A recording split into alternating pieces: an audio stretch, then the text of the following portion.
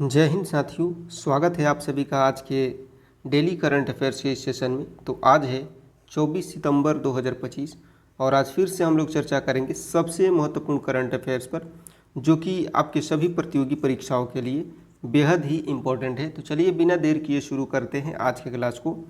तो जैसा कि आज का पहला प्रश्न है कि हाल ही में प्रधानमंत्री ने जीएसटी दरों में क्या बदलाव किया है।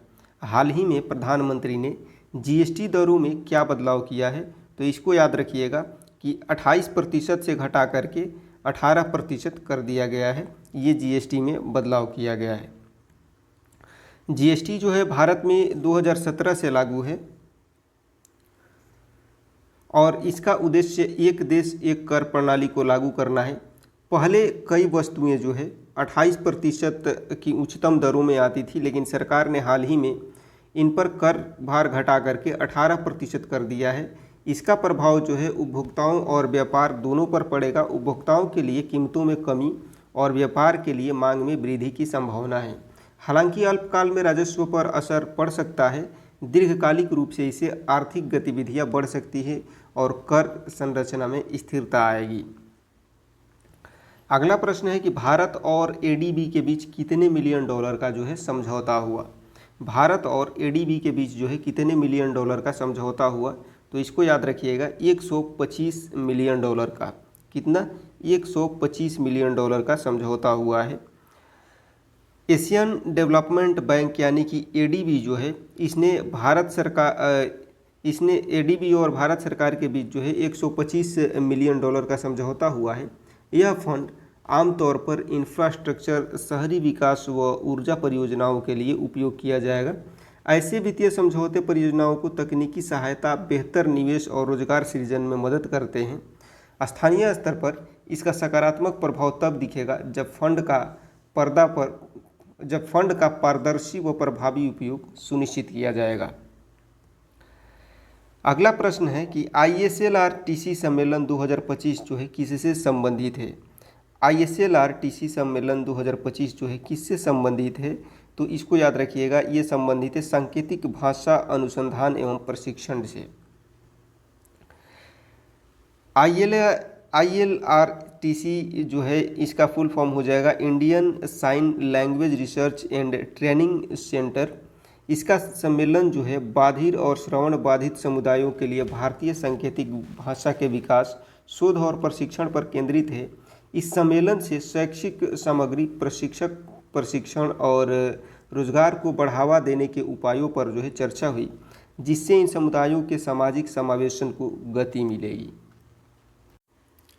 नेक्स्ट, प्रधानमंत्री उज्ज्वला योजना के तहत जो है कितनी अतिरिक्त सब्सिडी दी जाएगी। अगला प्रश्न है कि प्रधानमंत्री उज्ज्वला योजना जो है इसके तहत कितनी अतिरिक्त सब्सिडी दी जाएगी। तो इसको याद रखिएगा 2000 की अतिरिक्त जो है सब्सिडी दी जाएगी। प्रधानमंत्री उज्ज्वला योजना जो है इसका उद्देश्य है गरीब परिवारों को स्वच्छ रसोई ईंधन उपलब्ध कराना, जिससे रसोई के धुएं से होने वाली स्वास्थ्य समस्याओं में जो है कमी आएगी।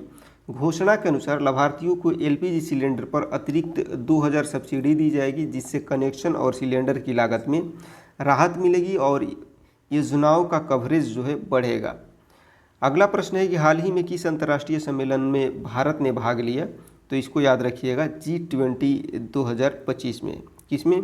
G20 2025 में भारत ने भाग लिया। G20 2025 में भारत ने भाग लेकर के वैश्विक आर्थिक नीतियों, जलवायु परिवर्तन व डिजिटल अर्थव्यवस्था जैसे कई मुद्दों पर अपनी प्राथमिकताएं साझा की। भारत ने विशेष रूप से विकासशील देशों के हितों तथा सतत विकास के लक्ष्यों पर जोर दिया। इस मंच से द्विपक्षीय व बहुपक्षीय सहयोग के नए अवसर भी उत्पन्न होते हैं। अगला प्रश्न है कि हाल ही में NHRC ने क्या जारी किया है। हाल ही में NHRC जो है इसने क्या जारी किया है। तो इसको याद रखिएगा, इसने जारी किया है दिशा निर्देश। तो वो दिशा निर्देश क्या है। तो राष्ट्रीय मानवाधिकार आयोग यानी कि NHRC ने मानवाधिकार सुरक्षा को सुदृढ़ करने के लिए नए दिशा निर्देश जारी किए हैं। इसमें जो है पुलिस तथा प्रशासनिक व्यवहार के मानक, विशेष समूहों के संरक्षण के उपाय और शिकायत निवारण की प्रक्रियाओं में सुधार के निर्देश शामिल हो सकते हैं। इन दिशा निर्देशों का उद्देश्य नागरिकों के अधिकारों की बेहतर रक्षा जो है सुनिश्चित करना है। अगले प्रश्न की बात करें तो अगला प्रश्न है कि नई शिक्षा योजना किन संस्थानों से जो है संबंधित है। नई शिक्षा योजना जो है किन संस्थानों से संबंधित है, तो इसको याद रखिएगा IITs, IIMs, IIMs और एम्स और NITs जो है इन सब से संबंधित है नई शिक्षा योजना। सरकार ने उच्च शिक्षा शोध को सशक्त करने हेतु एक नई योजना की घोषणा की है जिसमें IITs, IIMs, एम्स और NITs जैसे प्रमुख संस्थान शामिल हैं। यह योजना शोध को बढ़ावा देने, औद्योगिक साझेदारी और छात्रों को रोजगारोन्मुख प्रशिक्षण प्रदान करने में मदद करेगी। नेक्स्ट प्रश्न की बात करें तो हाल ही में किस स्तर पर नई योजनाओं की शुरुआत की गई है, तो इसको आप याद रखिएगा राज्य स्तर पर। किस स्तर पर?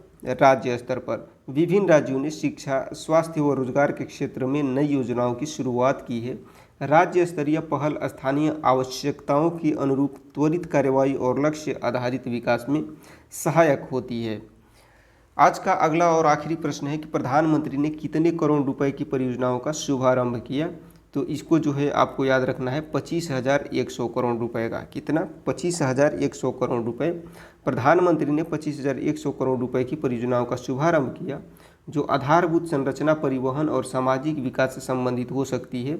इस तरह निवेश से दीर्घकालिक आर्थिक विकास तथा रोजगार सृजन को बढ़ावा मिलेगा। तो इन सभी बातों को ध्यान रखिएगा, याद रखिएगा। उम्मीद करता हूँ आज के सभी प्रश्न जो है आपको बेहतर तरीके से समझ में आ गए होंगे। तो क्लास आपको कैसा लगा कमेंट सेक्शन में मेंशन करना नहीं भूलिएगा। अच्छा लगा हो तो लाइक करिएगा, हेल्पफुल लगा हो तो दोस्तों को शेयर करिएगा।